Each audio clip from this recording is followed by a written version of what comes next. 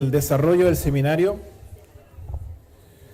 Invitamos a las personas que aún permanecen de pie, por favor, a tomar asiento para poder continuar con el desarrollo del mismo. Rogamos además guardar silencio respetuoso para quienes van a exponer a continuación. Y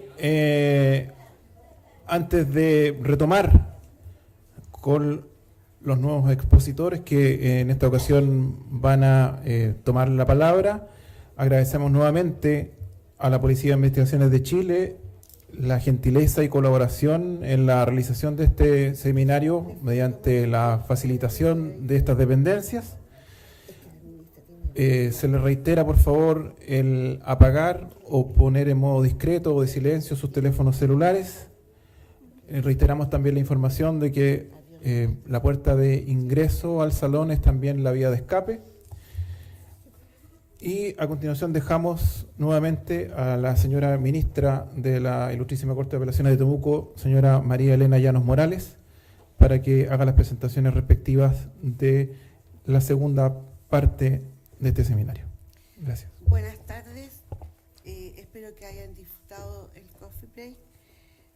Y a continuación tenemos como segundo tema acceso a la justicia, infancia y diversidad. Para ello vamos a contar con el panel compuesto por la señora Jacqueline Caniwan, a mi derecha, profesora de castellano y magíster en investigaciones y estudios superiores en antropología social en México, académica del Departamento de Lenguas, Literatura y Comunicación de la Universidad de la Frontera, con desarrollo investigativo en lingüística y cultura mapuche, sociolingüística y enseñanza del idioma mapuche. Actualmente cursa el doctorado en lingüística en la Universidad de Leiden, Holanda. El señor Anuan Quesille, oficial de protección de UNICEF Chile, abogado de la Universidad Diego Portales. Ha desarrollado su trayectoria laboral en el Centro de Derechos Humanos de la Universidad Diego Portales y en la Corte Interamericana de Derechos Humanos.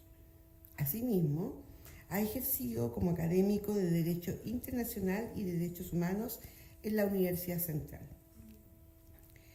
Y la magistrada, quien finalmente se decidió a ser juez de familia del Juzgado de Familia de Temuco, abogada de la Universidad de Temuco, 17 años de trayectoria del Poder Judicial, se desempeñó en el primer juzgado del crimen, en el juzgado de letras de Victoria, en el primer juzgado civil de Temuco y actualmente, como ya dije, es juez de familia en el juzgado de familia de Temuco. Señora Jacqueline.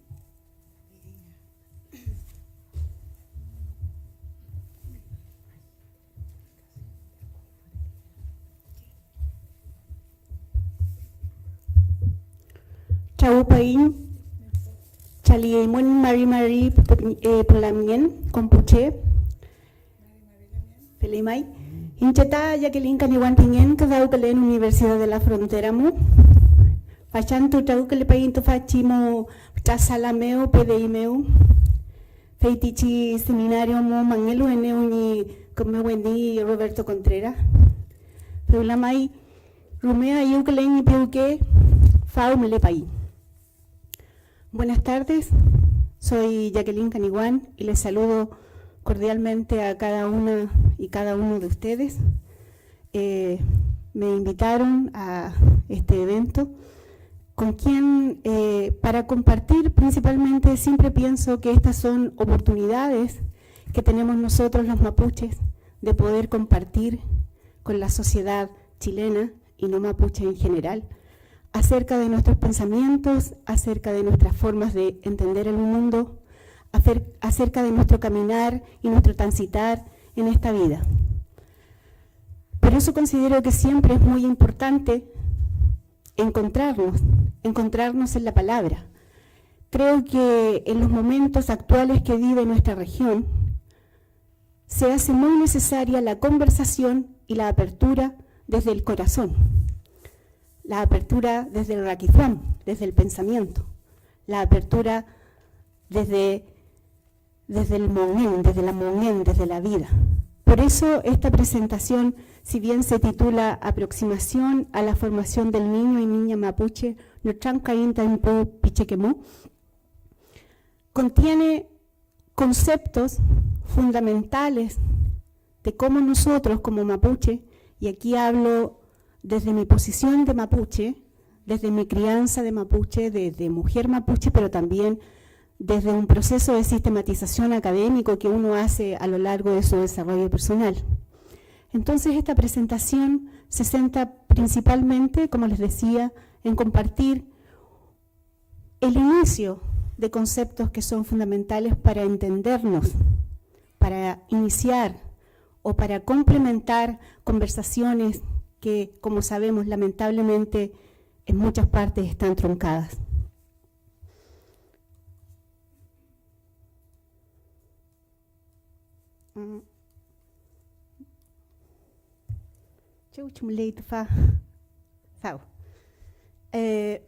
Un concepto que es fundamental para nosotros es el concepto de Azmapu.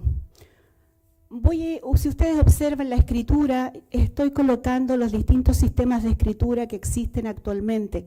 La lengua mapuche, por tratarse de una lengua ágrafa hasta hace 50, 60 años atrás, no habían propuestas de sistemas escriturales.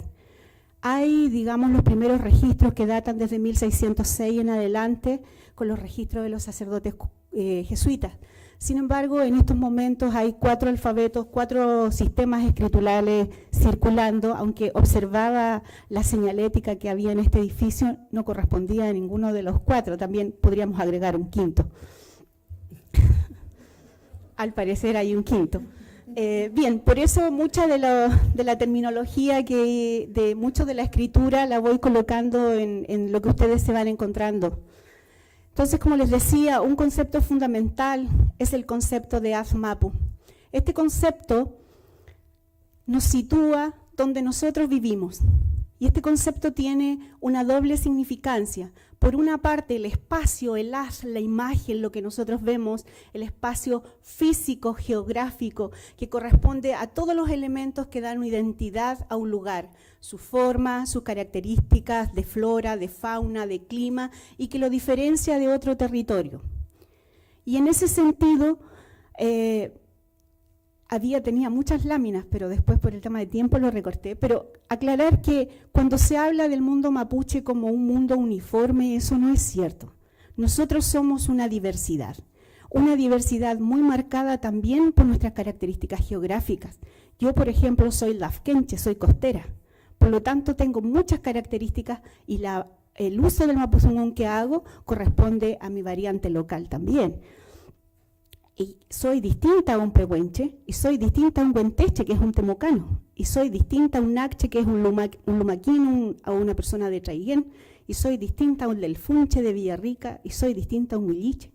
Nosotros somos una diversidad, y ese es un punto tremendamente importante a la hora de considerar las distintas intervenciones que se hace desde la política pública. Partir de esta noción del Azmapu. Por otra parte, esta idea del Azmapu no solo es este espacio físico, sino que también corresponde a todas las normas y reglas que definen las relaciones entre individuos y su entorno natural y sobrenatural. Nosotros como mapuches no solo nos relacionamos como humanos, como individuos, sino que somos solo parte, somos solo uno dentro de todo este mundo. Tanto yo como mi amigo zorro, por ejemplo, para los que saben, hay una serie de relatos con que formamos a nuestros niños, los epeu, donde el zorro es fundamental. Y si uno escucha en lengua mapuche, al zorro no solo se le dice zorro, sino que se le dicen el peñi zorro, dicen los hombres, la mien zorro, decimos las mujeres, el hermano, ¿no? O sea, en este espacio, en este Azmapu, hay una convivencia, una relación de hermandad con los elementos que convivimos. Y en el Azmapu está la Monguén, la vida en sus distintas dimensiones y formas, que tiene que ver con el ser mapuche y su caminar en el tiempo. Por eso yo hago mucho uso del transitar, del caminar, como lingüista he observado, por ejemplo, en la misma lengua, que hay una serie de construcciones que se hacen con el morfema cau o kiau, andar, circular para allá, circular. Es el recorrido entonces desde el pasado, desde el coifí, hacia un futuro que se presenta a través de las distintas formas de la vida espiritual mapuche. Y de aquí nos aparece este concepto que es Kmek Mongen Kmek Felen. No solamente Kmek Mongen como lo hemos visto en nuestro último tiempo. De hecho hay programas que se llaman Kmek Mongen, pero eso queda corto.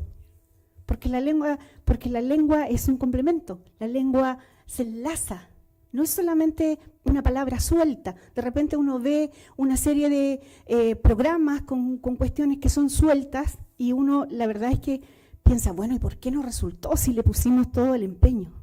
Pero ¿cuánto investigamos de lo que era efectivamente? Entonces,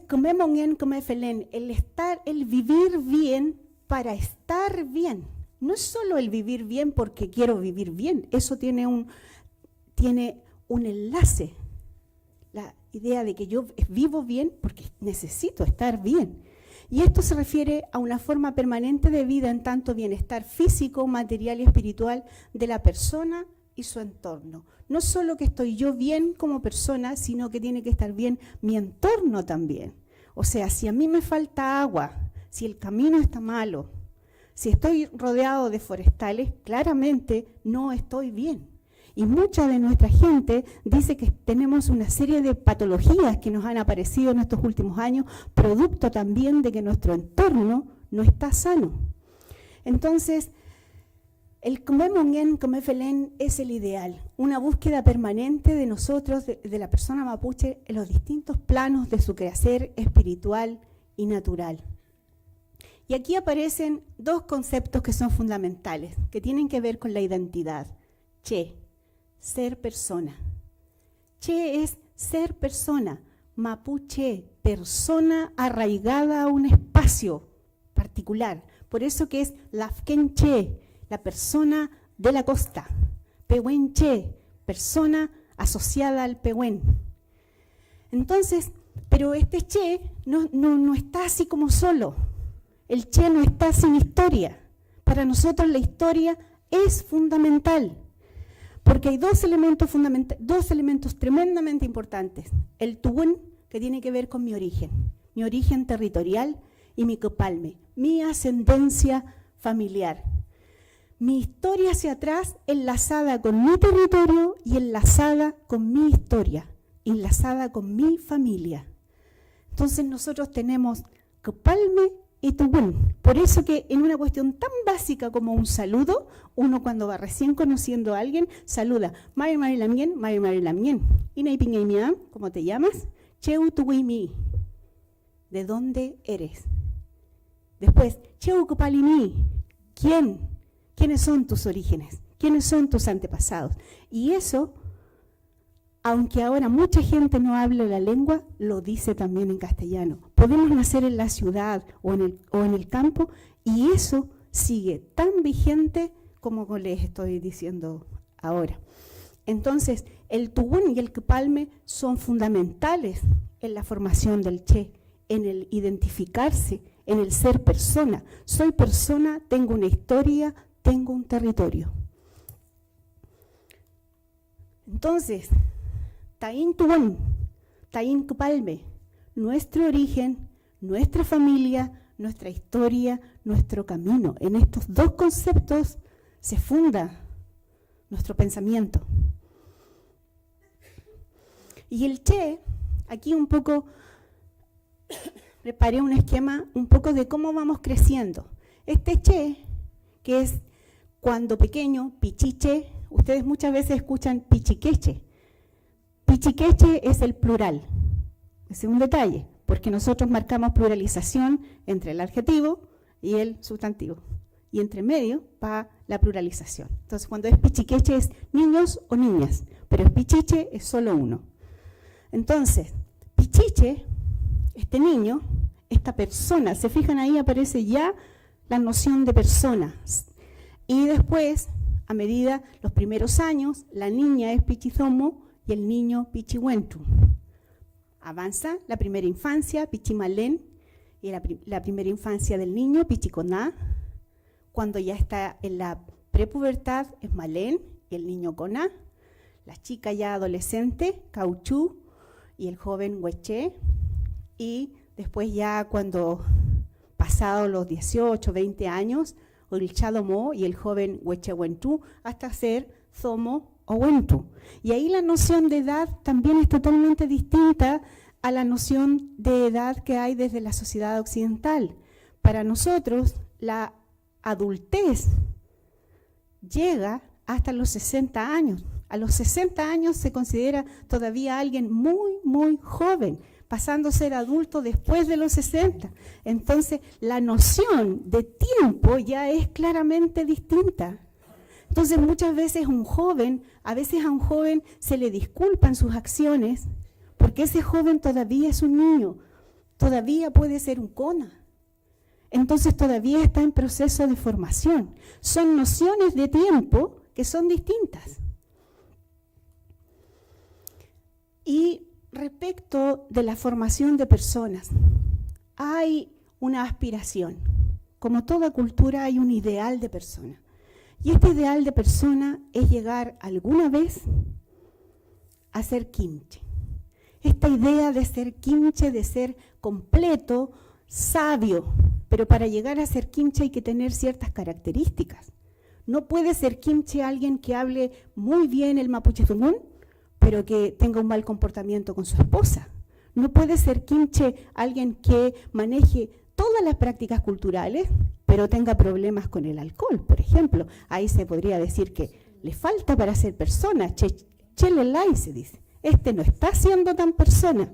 Entonces, esta idea de la noción de persona significa también tener características para que lo declaran y que hacen que lo reconozcan como kimche. Es poco probable conocer un kimche en esta vida. Nosotros como seres humanos difícilmente podemos ser, por ejemplo, tener todas estas características que les puedo compartir. Por ejemplo, ser norche, que es ser justo, la noción de justicia. Norche, justo, recto, que toma buenas decisiones. La justicia se dice norumsungu, o sea, que es adecuado, justo, donde las partes quedan y se obró de manera adecuada, justa. Ser comeche tiene que ver con ser generoso, con la solidaridad. De allí que haya tantas prácticas dentro de la sociedad mapuche respecto de la solidaridad. Por ejemplo, aquí entra no solo la solidaridad, porque la solidaridad muchas veces no implica de vuelta, pero en el mundo mapuche es más importante la reciprocidad. Es decir, si ustedes observan nuestras prácticas, ¿por qué existe el palín? ¿Cómo es el palín? El palín es una práctica que algunos dicen que es deportiva. Sí, es cierto, esa es una parte. El deporte, estar bien, el cuerpo, porque hay que ser nehuenche, estar fortalecido, cuando cuido mi cuerpo, ¿no? Pero en el palín no es solamente el deporte, es también los vínculos sociales que se establecen entre las comunidades, los vínculos que se establecen como comunidad, como familia. Aquí la noción de familia es sumamente importante. ¿Por qué? Porque en las distintas prácticas culturales, estoy ejemplificando con el palín, cuando se establecen los lazos entre familias que son distintas, no solamente yo establezco el lazo de familia, en este caso voy a ejemplificar y voy a decir, mi familia se juntó con unos amigos, fuimos a un palina Lumaco y establecimos vínculos con una familia de Lumaco. No es solo ese vínculo hasta ahí. El vínculo, recordemos que teníamos la noción de tubún y de cupalme. Es mi cupalme el que se vincula. Por lo tanto, yo transmito a esa familia con la que me junté, su familia va a transmitir a sus descendientes que mi familia ya estableció lazos de palín. Por eso existe el con, que es esta persona con la que yo juego palín. Y así como he ejemplificado con el palín, eso ocurre también con el Niyatun, ocurre también con el mafún, el matrimonio y con una serie de otras prácticas donde no solo nos enlazamos por amistad y no solo nos enlazamos en una amistad que va a durar 10 años. El enlace es por el tiempo que viene. Y muchos enlaces nunca han terminado. Hay relaciones de familia, hay relaciones de Tuwún y de Cupalme que ya tienen 200, 300 años. Volviendo, para no alejarme del Kimche. Entonces, esta idea de Norche, de ser justo, de la justicia, del acceso a la justicia en realidad, Kumeche, la solidaridad y la reciprocidad, Nehuenche, la fortaleza física y espiritual, y Rupche, hablar con verdad. No mentir. Coilache y el Ayaimí le dicen a uno cuando es niño, no seas mentiroso, anda con la verdad, di la verdad. Siempre a uno le están, esa es una de las frases más recurrentes a la que nosotros instalamos en nuestros niños, decir la verdad. Y esta formación a nuestro pichiqueché tiene varios elementos. Por una parte, los sueños para nosotros son reales. Nosotros soñamos muchísimo. No es que soñemos ganarnos el quino. Nosotros soñamos porque a través del sueño seguimos comunicados con nuestros antepasados. Yo llevaba varios días preguntando por esta actividad de hoy. Estaba pensando, ¿qué voy a decir? Y estaba buscando los sueños de los antepasados que ya se fueron, contándoles en el fondo, mira, voy a ir, voy a conversar, voy a compartir. Y ahí está el zungún, el hablar. Y no es solo hablar por hablar. Hay 4 prácticas discursivas tremendamente importantes. El Nucham, la conversación, una conversación con un orden. El Ngalam, que es el aconsejamiento. Existe el acto de aconsejamiento, el acto de aconsejar. El Wupin, que tiene que ver con la historia, donde transmitimos la historia de este Tuwún y de este Cupalme. Y por supuesto, no somos tan serios como todo el mundo piensa, cantamos mucho. Así que los Ul son fundamentales porque a través del canto también se transmite historia, se transmite alegría y también penas.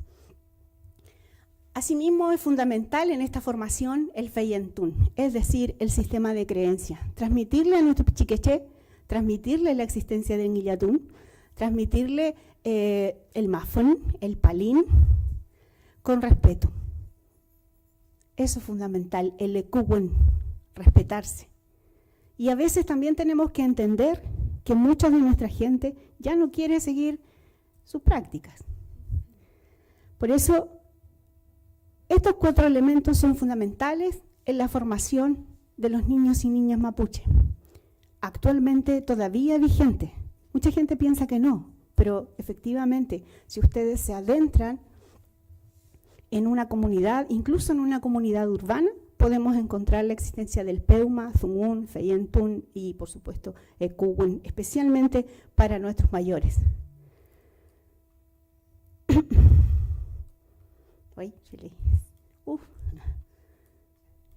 No, hace faltaba uno. Bueno, quería un poco... la idea era compartir a través de estos breves 20 minutos, poder resumir un poco una forma de pensamiento que es real, que existe, y que es necesaria que se visibilice, y que es necesaria también compartir. Voy a finalizar con un texto que habla de un chiquitito que estaba mirando la luna. Él había pensado que la luna al soplarla se apagaba, porque había visto que la luz eléctrica al apretarla se apagaba. Entonces él estaba ahí, entonces estaba en una puerta mirando y llamó a su mamá y le dijo, "Copange ñuque, copange, quillen, pimuntu itilileantu wenumapumeu". El niño se llama Lelianto. Lelianto sonríe a su luna amiga y sus deditos van al cielo. Sopla. La luna responde aumentando su brillo la noche siguiente. Y nuestro niño Lelianto sigue creyendo. Felei, fei camuten, fente puitañinutram, chaltumay.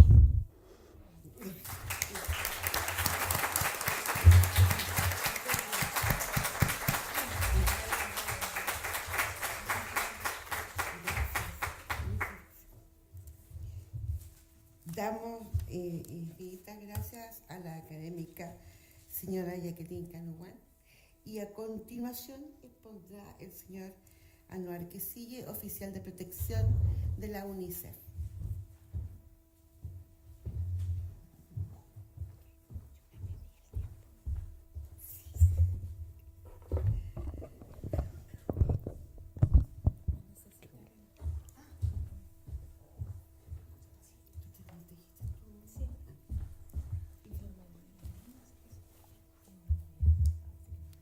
Bueno, muy buenas tardes a todas y todos, especialmente agradecer la invitación que se nos cursó de la Corte Suprema y también agradecer y saludar muy fraternalmente a la Corte de Apelaciones de Temuco, un grande amigo ya hace muchos años y bueno, y esperamos que todas las discusiones y análisis que se hagan en este seminario provoquen esta reflexión a la cual nos llamaba el ministro Mesa, que por lo demás muy importante, sobre todo por las características propias que tiene la región.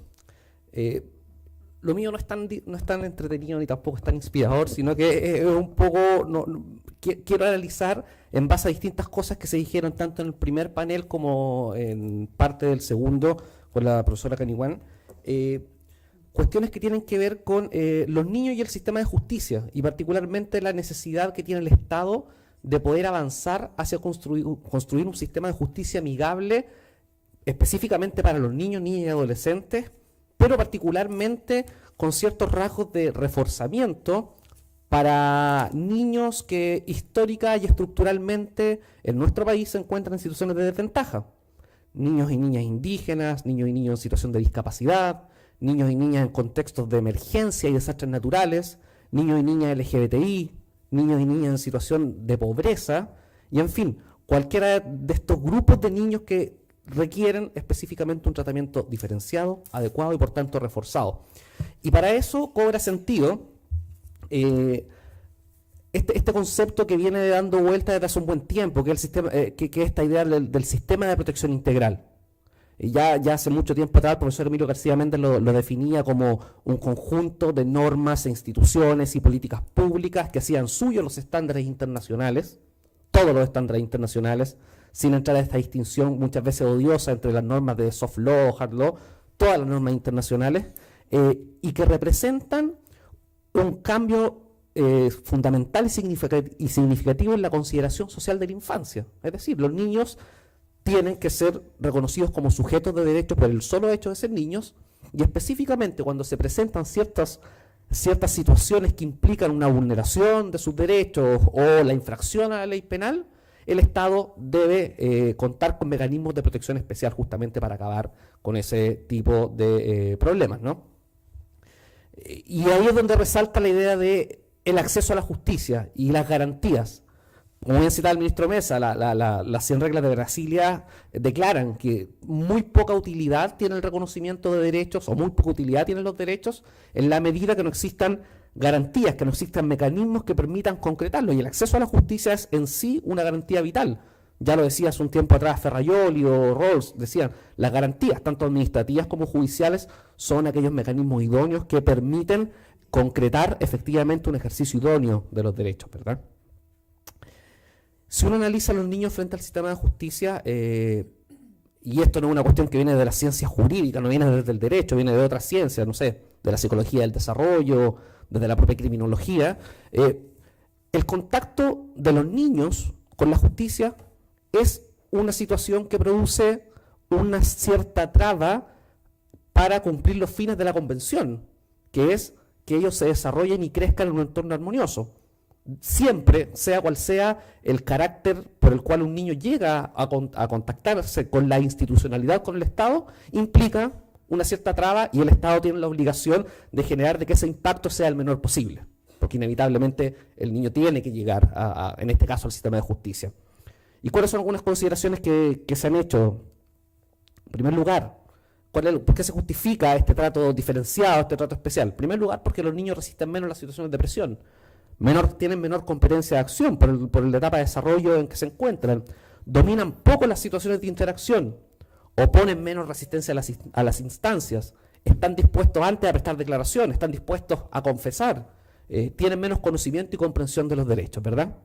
Y frente a este marco justificatorio, como lo llamo, viene a su vez el marco normativo, y que fue nombrado en las distintas ponencias, tanto del primer panel como en parte de este segundo panel, que para poder entender el derecho de los niños y su derecho de acceso a la justicia, tenemos que por lo menos comprender que existen instrumentos internacionales que están dados principalmente por la Convención sobre los Derechos del Niño, distintos instrumentos del sistema interamericano de derechos humanos y del sistema de Naciones Unidas, las observaciones generales del Comité de los Derechos del Niño, que son aquellas que dotan de contenido y alcanzan los derechos que están consagrados en la Convención, y otros instrumentos que están vinculados directamente a la función judicial y al acceso a la justicia, las 100 reglas de Brasilia sobre el acceso a la justicia de las personas en condición de vulnerabilidad, y el protocolo iberoamericano que citaba el presidente de la Corte de Apelaciones en su discurso de apertura de este seminario. En base a eso, hay distintas consideraciones que debieran tenerse en cuenta cuando un niño se enfrenta al sistema de justicia, y los estándares para poder dar ese tratamiento están dados por estos instrumentos internacionales. Yo no quiero entrar al análisis de cada uno de ellos porque podría ser muy tedioso y además largo, pero principalmente me quiero basar en 3 principios que debieran estar presentes en toda interacción del niño con el sistema de justicia y que han sido nombrados ya en este seminario. El primero de ellos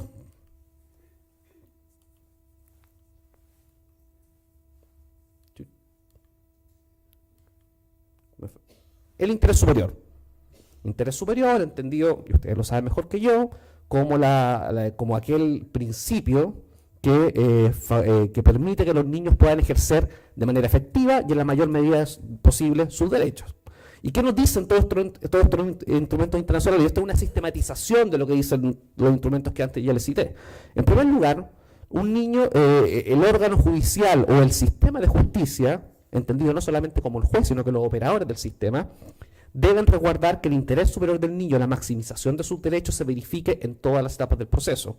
Tienen que entender también que una resolución judicial tiene efectos que no necesariamente van a ser directos, sino que van a ser posteriores, y por lo tanto, quien toma una decisión respecto de los derechos de los niños tiene que considerar eventuales efectos indirectos que podrían significar una traba o un punto de quiebre en el ejercicio efectivo y legítimo de esos derechos. El interés superior siempre debe ser visto por el sistema de justicia como una obligación de justificación. Por eso se dice que el interés superior es bien un derecho sustantivo, pero además también es un límite a la discrecionalidad, aparte de ser una regla para resolver conflictos. Entonces el interés superior debe verificarse en el pronunciamiento de una decisión que vaya a afectar a un niño. Tiene criterios hermenéuticos, sirve para interpretar los derechos, para resolver los conflictos que sean entre los derechos con los que ustedes diariamente lidian, y también sirve para priorizar la satisfacción de sus derechos, y por lo tanto muchas veces hay decisiones que pueden impactar de una manera distinta a los niños dependiendo de la situación en la que se encuentren, y por eso mismo el interés superior es un principio, como todos los demás, que se evalúa en el caso concreto, y ya lo había dicho, un límite a la discrecionalidad. En segundo lugar, la no discriminación, que ya fue latamente tratada en el panel anterior. El sistema de justicia debe asegurar una igualdad de trato diferenciado y especializado, es decir, entender los criterios de igualdad por diferenciación e igualdad por equiparación cuando hay situaciones de desventaja. Reconocimiento de las características propias de cada niño, niña y adolescente, lo que decía al comienzo. Si un niño tiene necesidades especiales para poder entender el contexto en el cual se desarrolla una audiencia judicial, el Estado debe adoptar medidas justamente para satisfacer ese derecho, de manera que la pasada del niño por el sistema de justicia sea lo más idónea posible. Estamos hablando, veo algunas caras que me asienten, pero esos son los desafíos que están, y efectivamente estamos esto sigue siendo un desafío pendiente en muchos aspectos. Representación judicial adecuada, con estándares de especialización funcional, no solo especialización orgánica. La orgánica por sí sola no sirve, es muy valiosa que todas las instituciones cuenten con algunas unidades específicas que se dediquen al tema de infancia, pero la especialización funcional, entendida como la generación de capacidades para poder trabajar en contextos complejos, tomar decisiones complejas y poder entregar respuestas adecuadas conforme a los derechos de los niños, y que se concreta en formación continua, capacitación continua y mecanismos de evaluación de desempeño, es una cuestión vital y es uno de los desafíos que actualmente el Comité de Derechos del Niño le ha recomendado al Estado de Chile ya desde el año 2007 y el año 2015. Distinciones solo basadas en criterios de objetividad y razonabilidad. De lo contrario, incurrimos en discriminaciones arbitrarias, ¿verdad? Y deber de identificar discriminaciones y adoptar medidas especiales cuando así se requieran.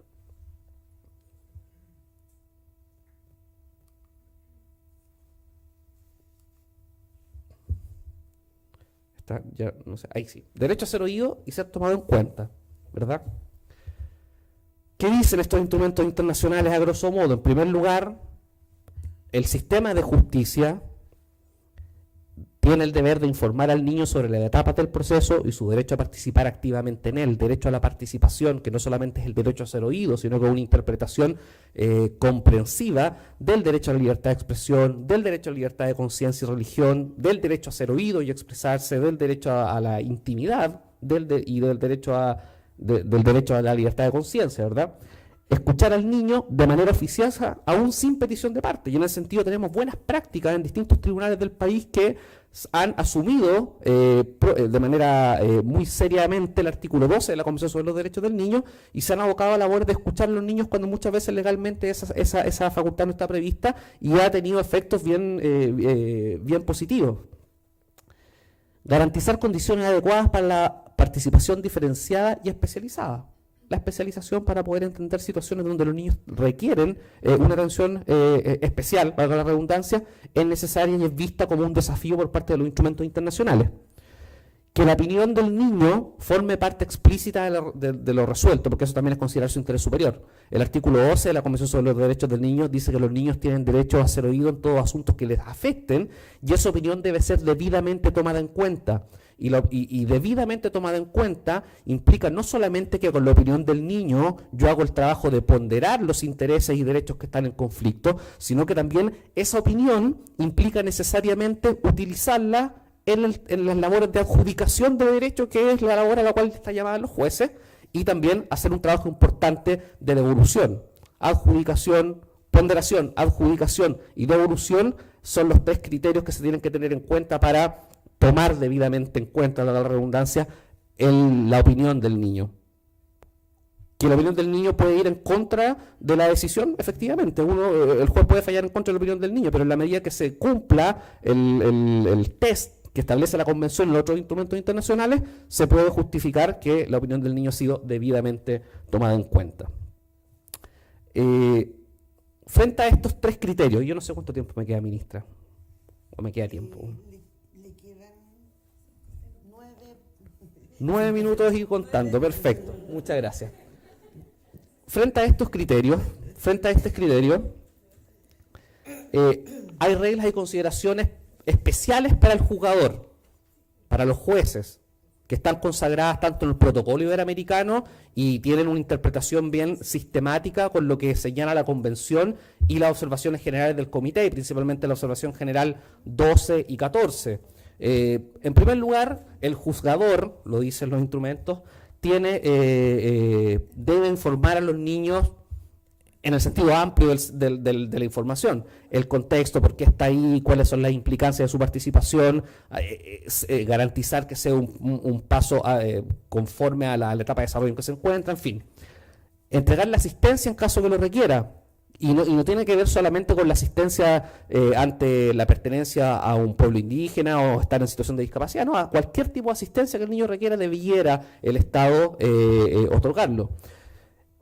Generar medidas de protección, y lo dicen los instrumentos: evitar contacto directo con los acusados, solicitar órdenes de alejamiento, prisión o medidas cautelares, protección policial cuando proceda, resguardar la privacidad e intimidad, resguardarlo en los medios de comunicación cuando así proceda, etcétera.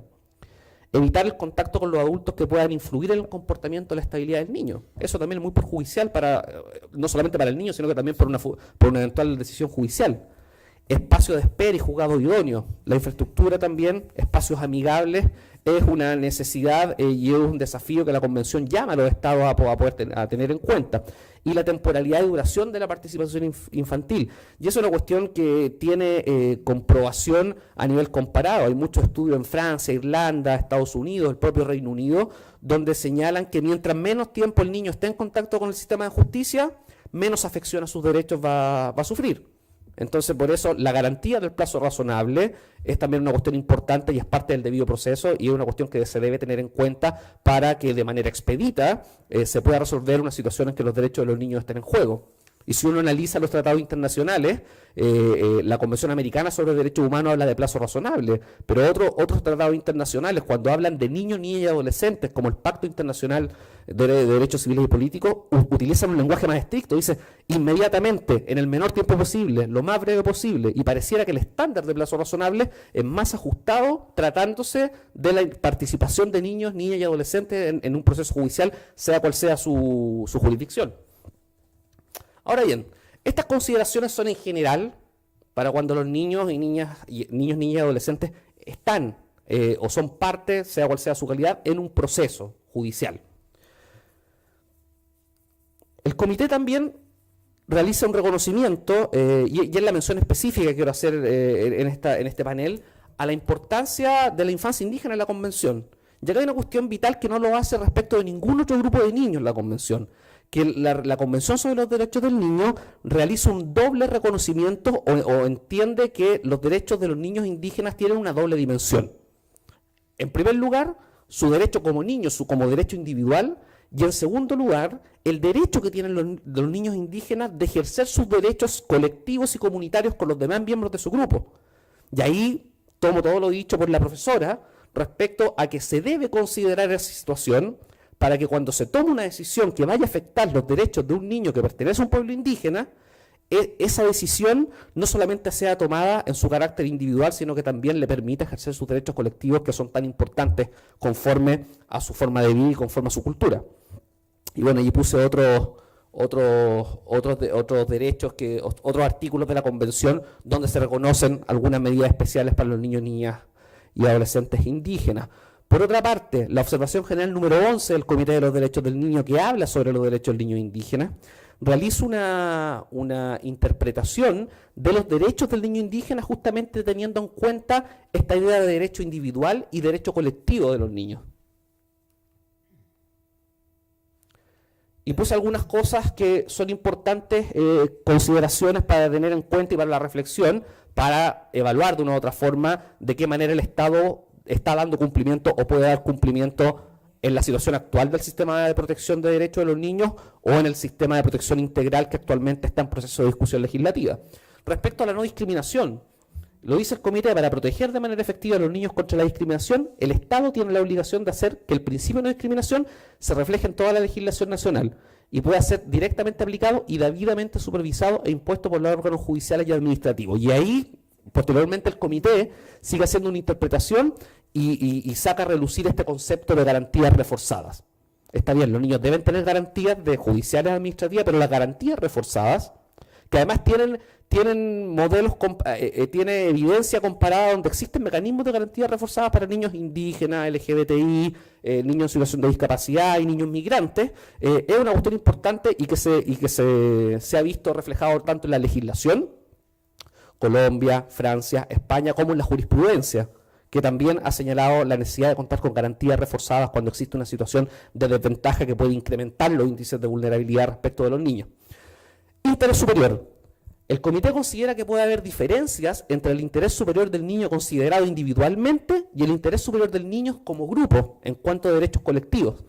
En las decisiones relativas a un niño en particular, que habitualmente adoptan la forma de una decisión judicial o una decisión administrativa, lo que se trata de determinar es el interés superior del niño en concreto. No obstante, la consideración de los derechos culturales colectivos del niño forma parte de la determinación del interés superior. Y eso es una cuestión que se tiene que tener en cuenta cuando uno toma la decisión, ¿verdad?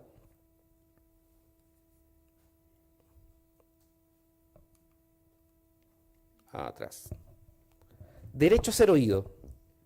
Y el derecho a ser oído, ya lo hablamos, la forma en que tiene que ser respetado por el Estado, y dice, en el caso de los niños indígenas, los Estados partes deberían adoptar medidas para proporcionar servicio de un intérprete sin cargo alguno y, de ser necesario, garantizar al niño asistencia letrada de forma que se tenga en cuenta su contexto cultural.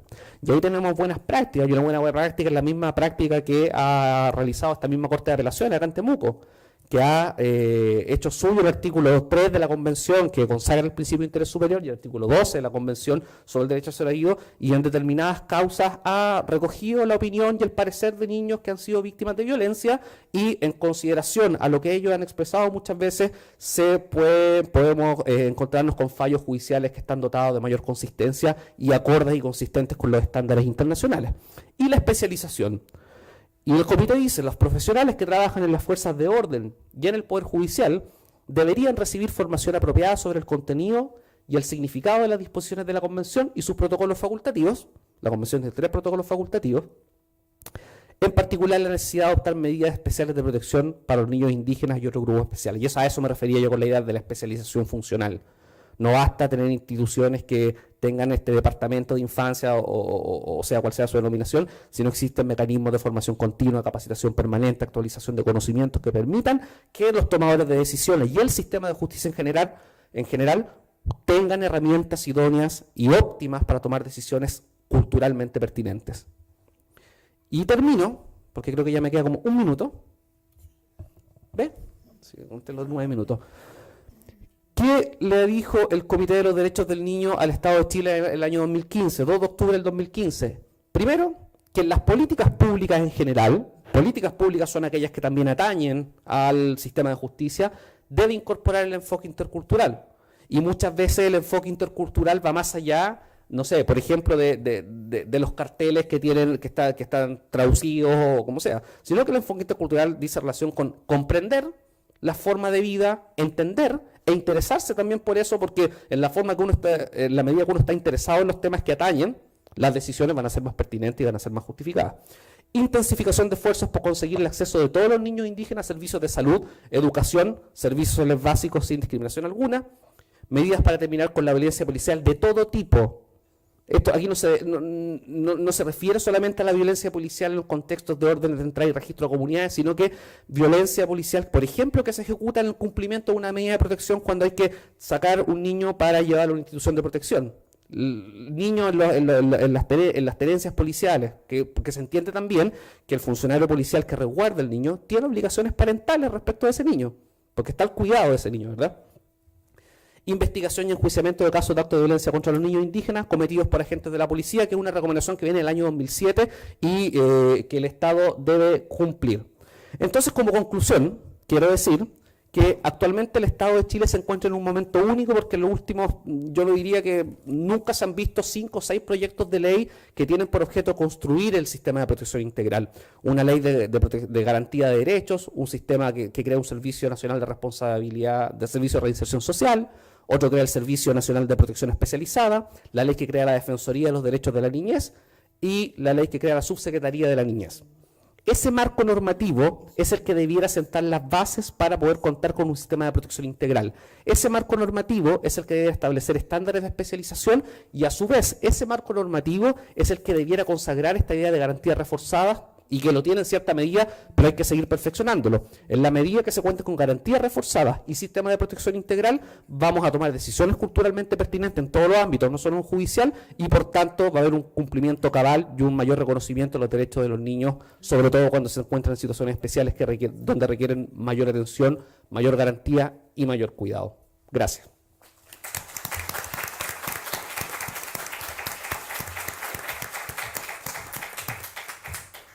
Agradecemos la exposición del oficial de protección de la UNICEF, don Anar Quesille, y para finalizar expondrá la jueza del juzgado de familia de Temuco, doña Paola Valenzuela Kelly.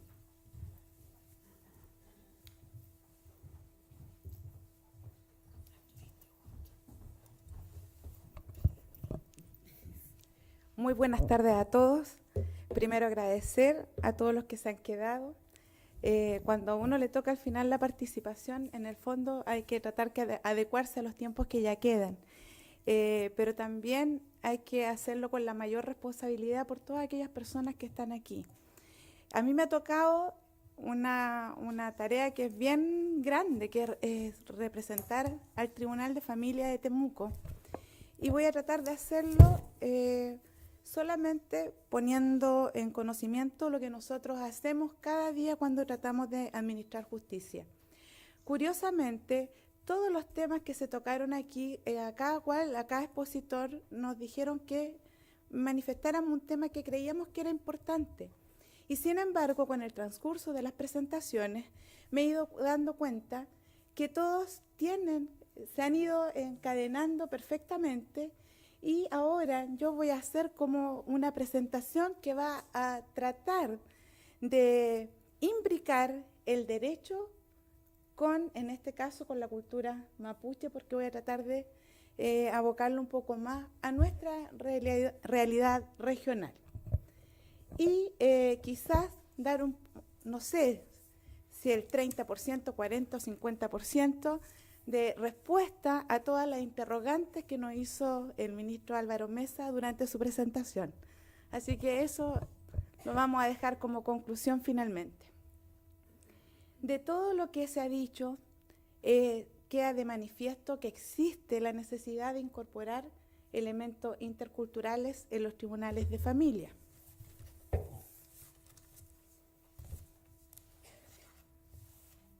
Nosotros antiguamente, el juez tiene la visión, tiene la obligación, la tarea y la función jurisdiccional que es inherente a su función de juez de aplicar justicia. Para eso tiene que hacerlo empleando todas las normas y tratar de hacer justicia. Por lo tanto, los elementos que nosotros encontramos dentro de nuestro quehacer era la justicia, los derechos, pero hoy día tenemos que agregar además dos nuevos elementos. Uno es la interculturalidad y finalmente el convenio 169, que por tratarse de un tratado ratificado por Chile, necesita necesariamente que sea puesto en aplicación.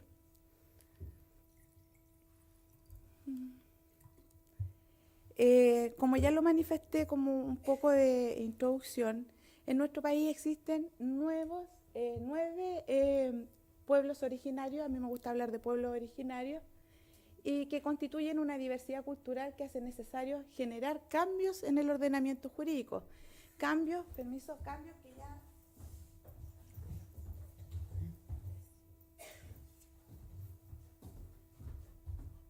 Cambios que ya se han ido haciendo. ¿Por qué? Porque en todas las culturas están presentes los conflictos. Ahora, ¿cuáles son los conflictos que tienen esa importancia jurídica? Precisamente los que limitan la paz social. Y para eso hay que entender, y yo quiero ponerles un ejemplo, cómo podemos terminar con esto, proponiendo nuevas miradas y lineamientos en la materia en base a una visión intercultural que tomen, en el caso de nuestra región, aspectos de la justicia mapuche, que es una justicia conciliadora, que no sé si lo alcanzaste a explicar tal cual se establece en el ASMAPU, que es una justicia donde el que comete algo malo amenaza la paz social de todo el grupo. Por lo tanto, el castigo más grande que puede tener es precisamente ser sacado del grupo. A diferencia de nuestra justicia penal, que es una justicia de reinserción. Nosotros, ¿qué tratamos de hacer con esta persona que alteró esta paz social? Integrarlo. Allá el castigo es tan grande y por eso es que hay muchos mecanismos de resolución de conflictos que se utilizaban en el ASMAPU que podrían quizás ser considerados, entre ellos la conciliación, como una forma y dejársela a las personas que sí tienen conocimiento. Y también es necesario determinar y conocer elementos de la cosmovisión mapuche que puedan ser utilizados por el sentenciador, o sea, por el juez, para llamar a conciliación, porque si tiene esos conocimientos va a ser más fácil lograr la conciliación, o también para que sean considerados al momento de dictar el fallo. Yo quiero aquí mostrarles lo que viene, después ojalá que nadie se enoje conmigo, pero yo creo que es importante que veamos por qué hay que tomarlo desde la cosmovisión mapuche, en el caso, como digo, principalmente en nuestra región.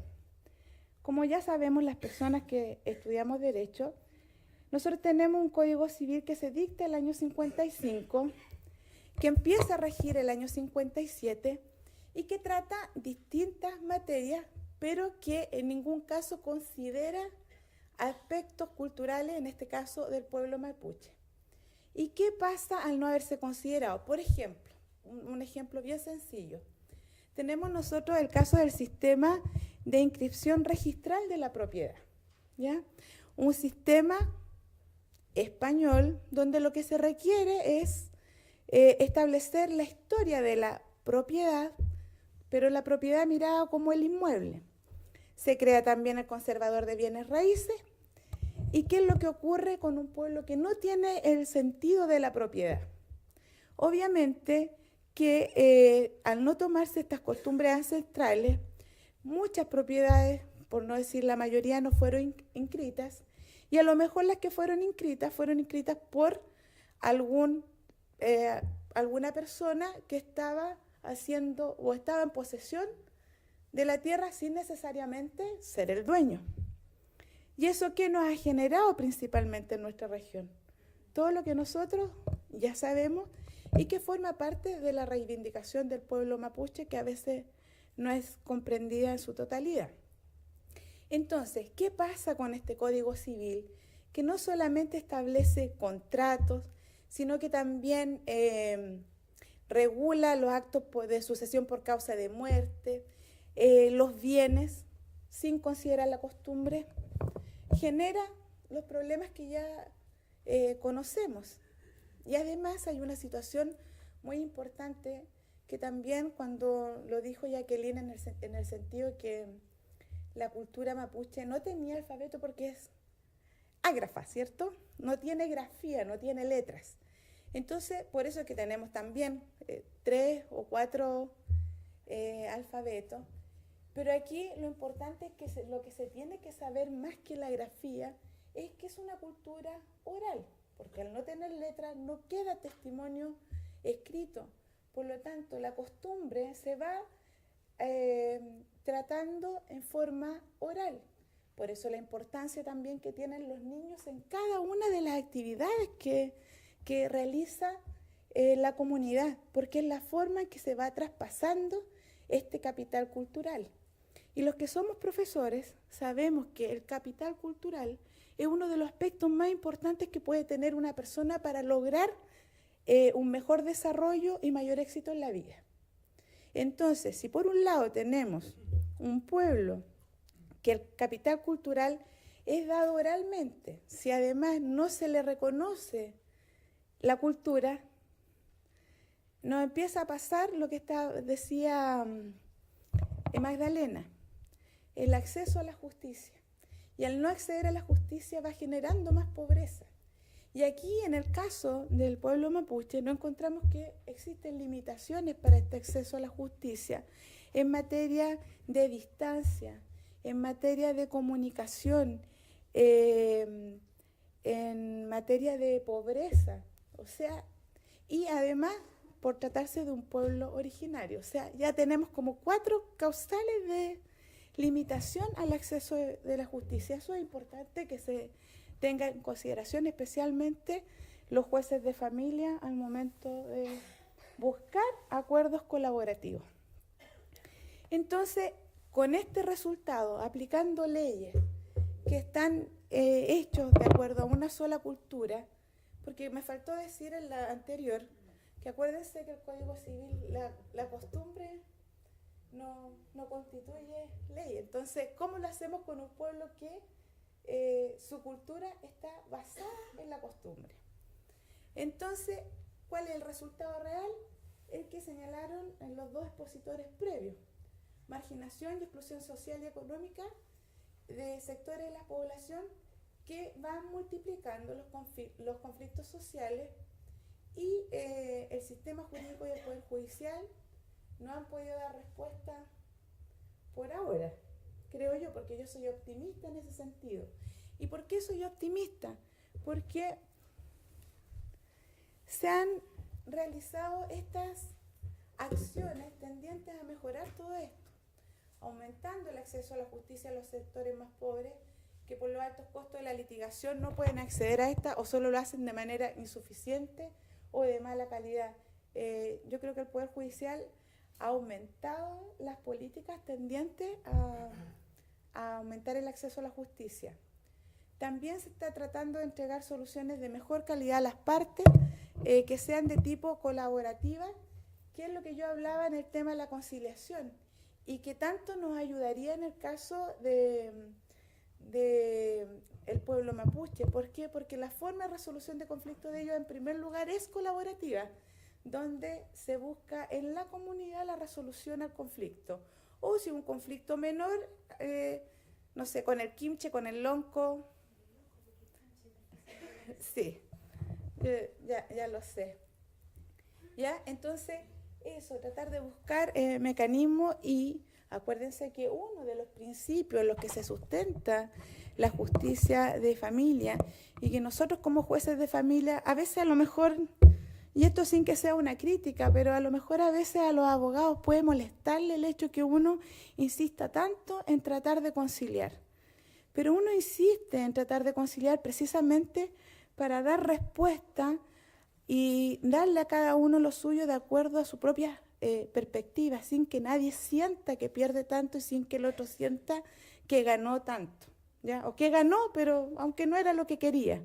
¿Por qué? Porque el bien jurídico que estamos hablando es un bien jurídico de los más escasos, de los más complicados, que es la relación de familia, y donde generalmente hay niños involucrados. Bueno, entonces, ¿cuál es el resultado que se está esperando? El resultado, lo que hay es que, por ejemplo, en nuestra región hay coexistencia de 2 o más pueblos étnicamente diferenciados que ocupan un mismo espacio social. Eso ya sabemos que ocurre aquí. Y ya lo señalé, que aunque había más pueblos originarios, hoy día los que están quedando en nuestro país son los que están quedando. ¡Ay, qué feo! Que suena así. Pero existen 9. También el problema es la imposición de los códigos y valores culturales de la sociedad dominante por sobre la de los demás pueblos. Y el ejemplo que yo les di fue uno, que es como el más grande, que es el del Código Civil, que regula todas las relaciones civiles entre cada uno de los justiciables. Y finalmente la desventaja social que tienen los pueblos dominados, principalmente referidos a su situación socioeconómica, que fue lo que se habló en la primera parte de la exposición. Ahora, ¿cómo solucionamos eso? ¿Qué es lo que estamos tratando de hacer nosotros en el juzgado de familia de Temuco? Aunque también suene feo, yo creo que hay que reconocer la ignorancia. O sea, cuando uno está en un lugar y no conoce la situación real de lo que existe, donde uno vive, hay que decir, sí, la verdad que yo soy ignorante por no saber esto. Estoy aplicando prejuicios, estereotipos. Entonces, la única forma de evitar y terminar con eso precisamente es conociendo, conversando.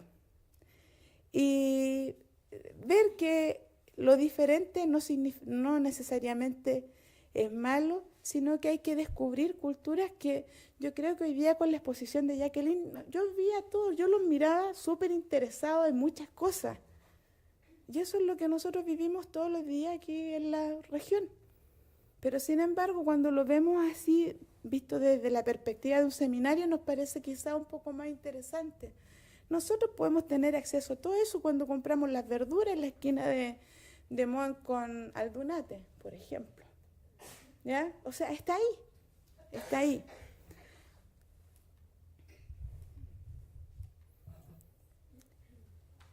Entonces, ya nos hemos dado cuenta que es importante conocer la otra cultura, y especialmente cuando uno se va relacionando con ella. Y desde el punto de vista de la justicia, aún con mayor razón, porque es dar a cada uno lo suyo. Entonces, ¿qué es lo que nosotros vamos a tener que tener en consideración para que vayamos reconociendo y aplicando estas normas interculturales en nuestro quehacer? Yo no digo profesional, sino que en esta función tan importante que cumplen los jueces como también los abogados que participan en familia. Primero hay que tener una visión dinámica de las culturas, tener el convencimiento que los vínculos cercanos solo son posibles por medio, una vez más se dice, de la comunicación. La conformación de una amplia ciudadanía donde exista la igualdad de los derechos. Y finalmente, quiero tomar en consideración, se han hecho muchos seminarios respecto al convenio 169, pero aquí es importante que ya lo empecemos a utilizar cuando vemos que hay normas que nos podrían generar un resultado distinto al de administrar justicia. Yo lo único que creo que aquí hay que tener en consideración que es la limitación que está establecida en el artículo 8, al aplicar la legislación nacional a los pueblos interesados, tienen que tomarse debidamente en consideración sus costumbres o su derecho consuetudinario. Dice debidamente en consideración, pero eso no significa que se debe juzgar de acuerdo a la costumbre, que es lo que a veces genera un poquito de como de miedo al momento de dictar una sentencia y uno ocupar el convenio 169. Y también tener en consideración el derecho a la libre determinación, que se supone o se espera que sea incorporado finalmente en una nueva constitución. Entonces, yo aquí puse como para finalizar algunos ejemplos. ¿Tengo tiempo para los ejemplos? Ya. ¿Cómo lo estamos haciendo nosotros, a lo menos en los tribunales de familia, del Tribunal de Familia de Temuco? Hay dos procedimientos que son bastante complicados por varias razones. La primera, porque no necesariamente las partes concurren con asistencia letrada. Entonces el juez se enfrenta directamente a las partes que uno no sabe si son víctimas, si son victimarios, porque va a depender de lo que uno está escuchando. Lo que genera quizás mayor preocupación es el tema de las medidas de protección.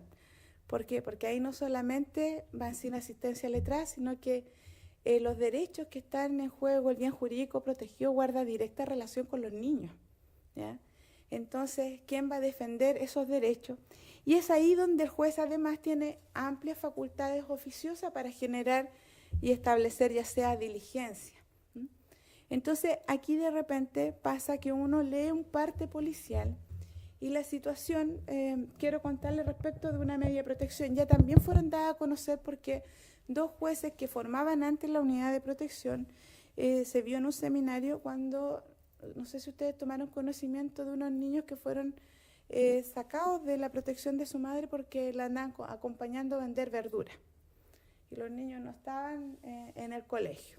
Entonces, desde nuestro punto de vista, los niños tenían que cumplir, ¿cierto?, con ir al colegio y todas las normas que están establecidas para todos los chilenos.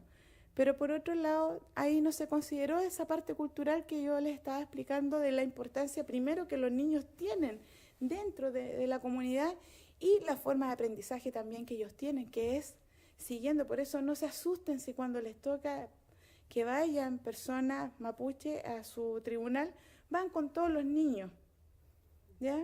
Es porque forma parte también del aprendizaje.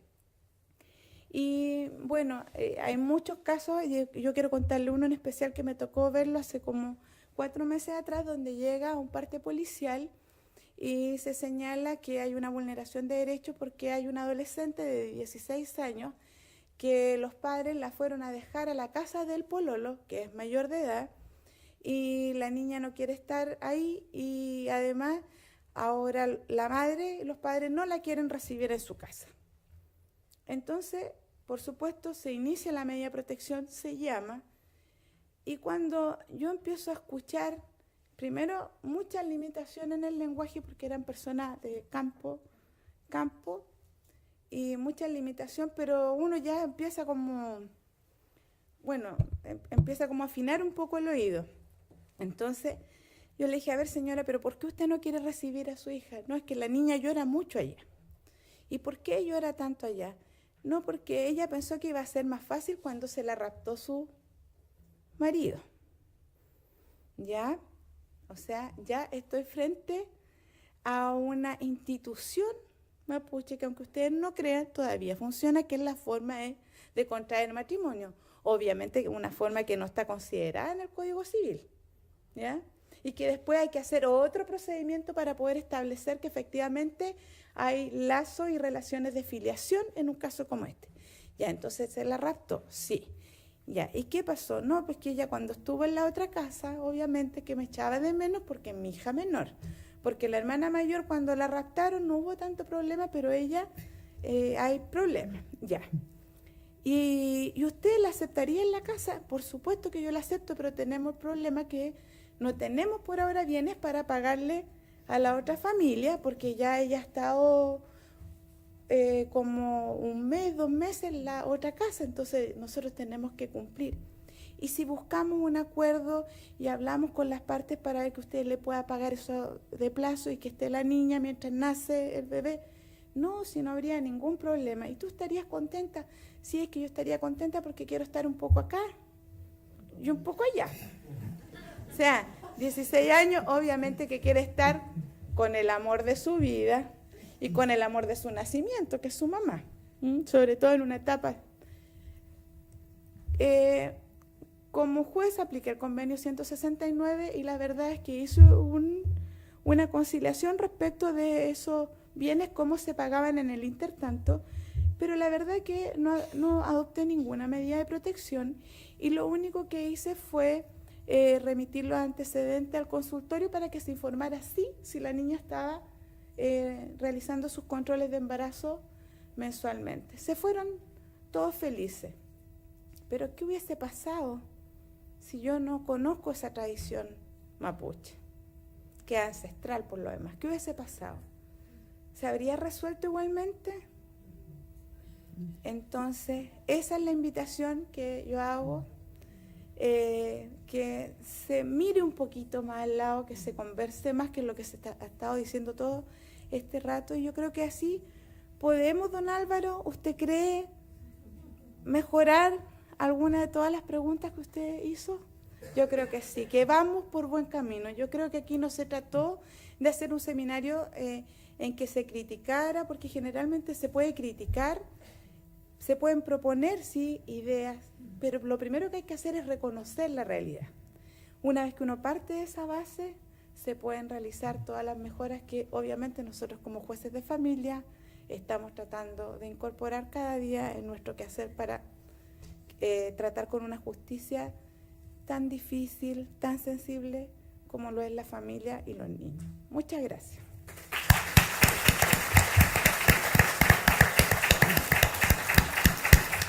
Bueno, atendía la hora. Agradecemos a todos ustedes por la asistencia, sobre todo a quienes se quedaron después del coffee break. Creo que a partir de estas brillantes exposiciones podemos seguir trabajando en nuestra mesa interinstitucional, nuestra comisión de familia, en pro del derecho de acceso a la justicia de todas aquellas familias de nuestra región que llegan solicitando nuestra intervención. En nombre del Poder Judicial, agradecemos a todos su participación, su presencia en esta actividad académica. Muchas gracias.